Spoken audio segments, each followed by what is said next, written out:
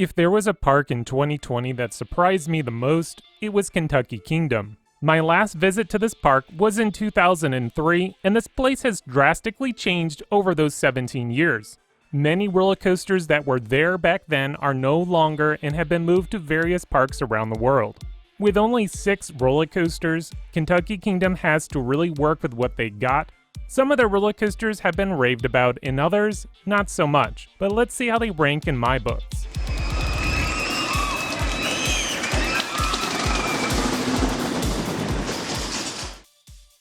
Number 6, Roller Skater. Opened in 1994, built by Vekoma.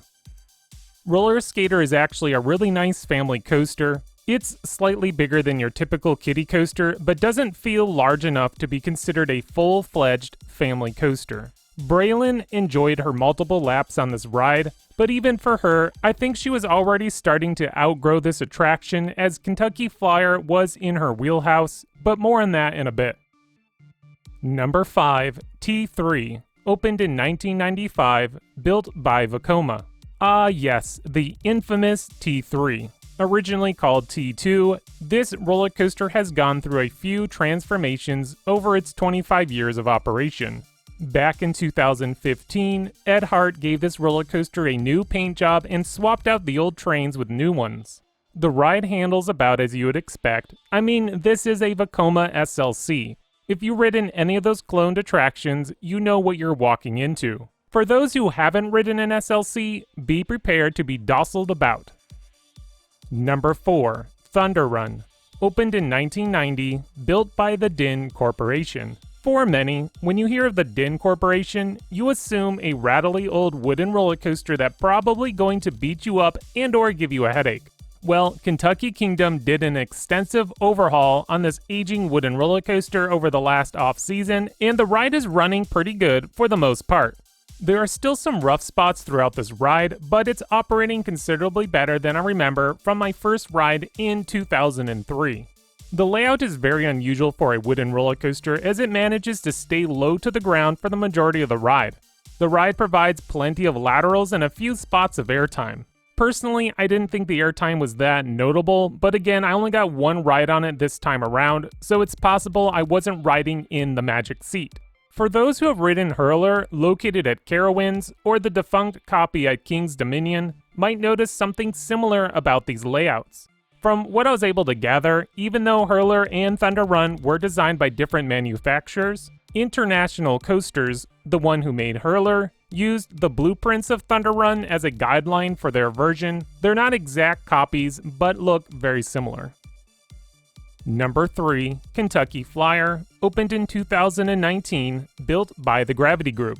Gravity Group has been making waves with their small, compact family wooden coasters. Kentucky Flyer was my 4th family coaster by Gravity Group, and I must say that these designs keep getting better and better. The airtime is the focus of these rides, and they do it well. Kentucky Flyer keeps throwing you airtime hill after airtime hill. It almost feels like you spend more time flying out of your seat than actually being seated. The ride instantly became Braylon's favorite roller coaster at the park, and quite possibly her favorite of the entire trip, which included Dollywood, Holiday World, and Kings Island. Also, to give credit where credit is due, the designs of the Zero cars are phenomenal. This may not be a heavily themed attraction, but I love the heart that goes into the train design. Okay, we've come to the final 2 roller coasters at the park. I love both of these and had a very hard time deciding which one deserves the number 1 slot. In the end, variety is what made my decision, thus number 2 is Lightning Run, opened in 2014, built by Chance Rides. After the park was shuttered for a few years, Kentucky Kingdom needed to reopen their property with a bang. Lightning Run was their answer, and I gotta say, it was the right move. With a max height of 100 feet, Lightning Run provides stronger airtime and more airtime than many hypercoasters that I've ridden. The layout is fantastic, providing a good variety of forces, but still keeps airtime as the ride's focus. The ride reminds me of an RMC, which is what I think they were aiming for, and did a great job. The coaster is relentless from the first drop to the brakes. I can't even think of a dead spot throughout the entire ride. When comparing this coaster against Storm Chaser, I think the only reason I gave Storm Chaser a leg up was the inversions, thus bringing us to our number 1. Storm Chaser, opened in 2016, built by Rocky Mountain Construction. Only 2 years after opening Lightning Run, Kentucky Kingdom was trying to find a way to up the ante without going super tall and not breaking the bank. Storm Chaser was the answer, and wow did they deliver. Every element on this ride is top-notch. The diving barrel roll was a lot more exciting than I anticipated. Even the overbank turns found a way to keep you engaged with those head chopper supports. The ride might end feeling a little out of steam, but that's okay because no element really suffered from the empty tank at the end.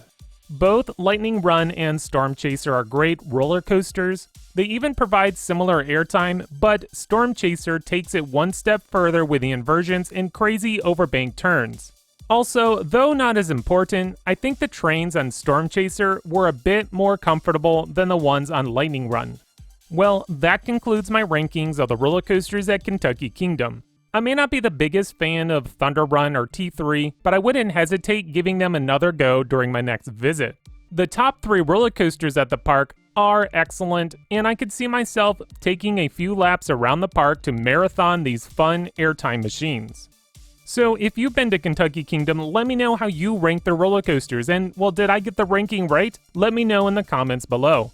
If you enjoyed this video, please hit that like button and subscribe. That way you won't miss out on more great content coming your way by X Scream Thrills.